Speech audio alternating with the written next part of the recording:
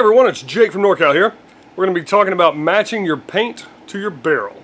Some of the tools we're going to use for this video: a barrel. This one is a Deadly Winds Fiber X. It accepts inserts, freak inserts that go into the back of the Fiber X. A Virtue Clock radar chronograph. That's to test the velocity. And then also paintballs. I'm going to be using Hellfire from GI Sports,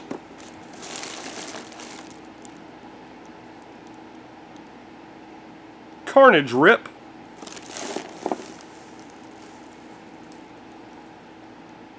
and Valken New World. If you want to get the best results, you need to use better paint. So that's why I'm using 3 top tier paints from 3 different companies to show you exactly the benefits of matching the bore size to your paint. This first paint is going to be Hellfire from GI. It's their premium brand. 291, 286, 291, 292, 285, 288, 295, 290, 293, 293, and that was the last one. This next round is going to be Valken New World. It's retails for $70, so it's a tournament level paint as well. 279, 290, 289, 283, 284, 286, right there, 285, 293, 289, 284, and that's the final one for that. This final batch is Carnage Rip. 277, 281, 283, 290, 288, 285, 285, 286, 284, 270, and that was the final one. Now what we're doing is we're going to go overboring with a 695 barrel, so it's one of the larger barrels you're going to be able to find. All right, 10 shots with GI Hellfire. See what happened right there, folks? It just rolled right out. We're going to have to shoot up a little bit. It's 226.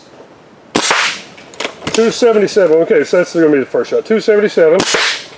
283. 249. 274. 265. 266. 255. 269. One more. I think that first one shot out too. In fact, I'm just going to go ahead and shoot 2. 248 and 274. So that's a much larger spread. Yeah, and the reason it is because the paint's not matched to the barrel. All right, this round is Valken New World, another high quality paint. Let's see the grouping.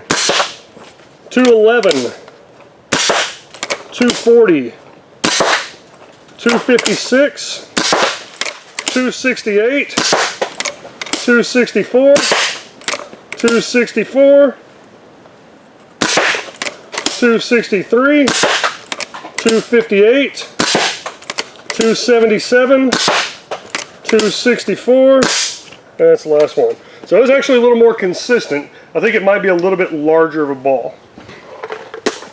Final one, Carnage Rip.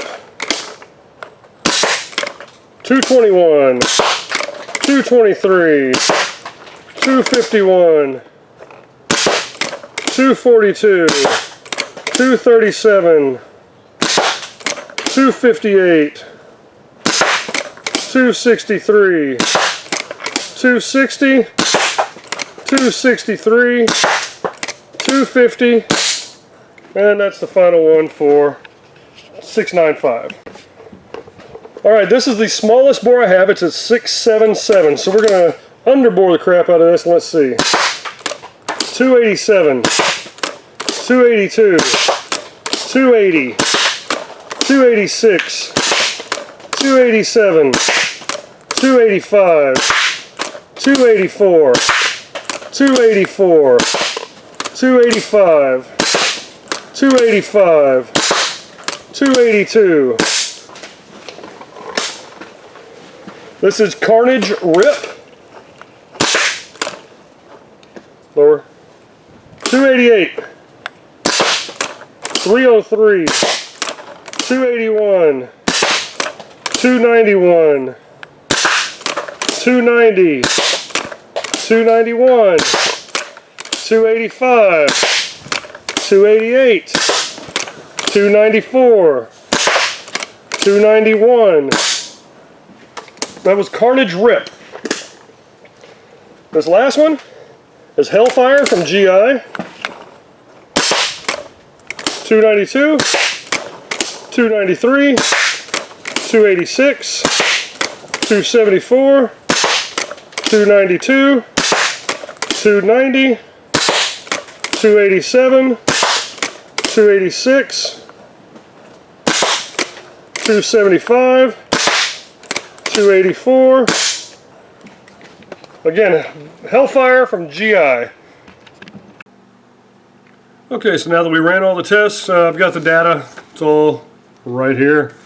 Let's see, the Hellfire, the New World, the Rip, they all performed pretty well. Again, these paints had all been laying around in open bags in my room for anywhere from a month and a half to 2 months to a year and a half. So, the Hellfire had been open for about a month and a half, New World about 2 months, and the Rip about a year and a half.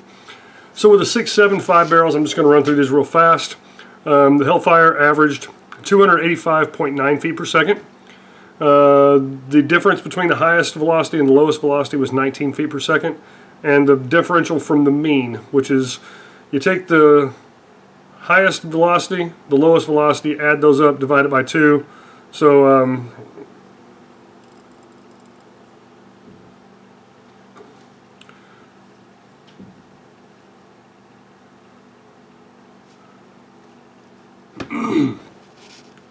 so for the Hellfire at 677 barrel width,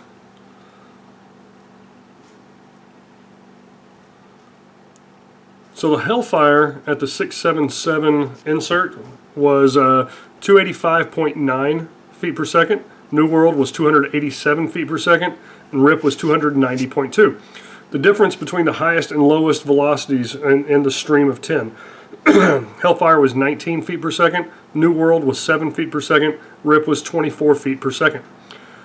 The difference between the average and the mean for the Hellfire was only 0.4 feet per second, New World was 0.8 feet per second, and Rip was 0.5 feet per second. So they all did quite well at the 677.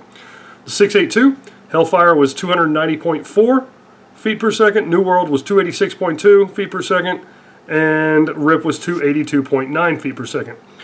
The high-low difference for the Hellfire was 10 feet per second, 14 feet per second for New World, and 20 feet per second for the Rip. The differential, the deviation from the mean was 0.5 feet per second for the Hellfire, 0.2 feet per second for the New World, and 2.9 feet per second for the Rip. The 695, that's where the numbers started to see some serious fluctuation. So it went from 285, 290 feet per second for the Hellfire to 266. Went from 287, 286.2 for the New World to 261.5. And when you add that 211 or whatever feet per second shot that first one, I think it probably rolled down the barrel some. It was 256.5 feet per second was the average. And for the Rip, went from 290.2 and 282.9 to 246.8. So a huge difference in velocity averages. Now the difference between the highest velocity and the lowest velocity for the stream. For the Hellfire, excuse me, for the Hellfire it was 35 feet per second. For the New World, without that first shot of 211 feet per second, it was plus or minus 37 feet per second. With that 211 foot per second shot, you're looking at 66 feet per second differential. And for the rip, it was 42 feet per second. So a big differential right there. So that means whenever you're shooting and you're hitting something at 275 feet per second and it spikes, it's going to shoot over. When it drops down 30, 40 feet per second, it's going to shoot and not even get to them. So the deviation from mean, or from the mean for the Hellfire at 695 was 2.4 feet per second. For the New World, it was 3.1 without that 211 foot shot, and then plus 12.5 with it. And then for the rip, it was 4.8 feet per second. So there you have it. Just goes to show that even though this was not a 100% scientific test, it's pretty obvious that if you overbore your barrel, you're going to lose a lot of velocity and efficiency in your marker. While I did not experience any ball breaks because of underboring, I still wouldn't recommend going too small because a lot of times that barrel's just going to grip that paintball like a vise and it's just going to shoot out the paint and the shell is just going to roll out, or it's going to disintegrate. So I strongly recommend that you re-chronograph your marker a couple times during the day. The first time, obviously, when you go into the field for the first time, you're going to chronograph your marker.